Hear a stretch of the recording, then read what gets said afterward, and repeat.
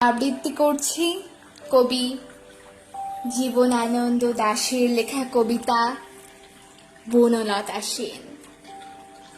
হাজার বছর ধরে আমি পথ হাঁটিতেছি পৃথিবীর পথে, সিংহল সমুদ্র থেকে নিশীথের অন্ধকারে, মালয় সাগরে অনেক ঘুরেছি আমি, বিম্বিসার অশোকের ধূসর জগতে। সেখানে ছিলাম আমি, আর দূর অন্ধকারে বিদর্ভ নগরে আমি ক্লান্ত প্রাণ এক। চারিদিকে জীবনের সমুদ্র সফেন, আমার দুদণ্ড শান্তি দিয়েছিল নাটোরের বনলতা সেন।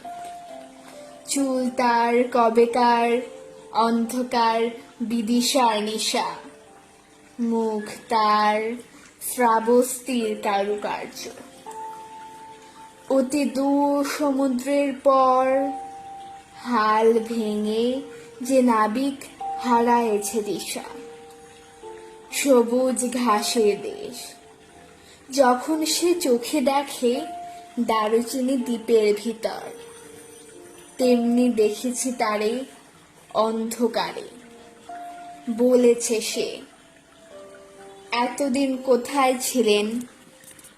পাখির নীড়ের মতো চোখ তুলে নাটোরের বনলতা সেন। সমস্ত দিনের শেষে শিশিরের শব্দের মতন সন্ধ্যা আসে। ডানার রৌদ্রের গন্ধ মুছে ফেলে চির। পৃথিবীর সব রং নিভে গেলে পাণ্ডুলিপি করে আয়োজন। তখন গল্পের তরে জোনাকির রঙে ঝিলমিল। সব পাখি ঘরে আসে, সব নদী ফুরায় এ জীবনের সব লেনদেন। থাকে শুধু অন্ধকার, মুখোমুখি বসিবার বনলতা সেন। ধন্যবাদ।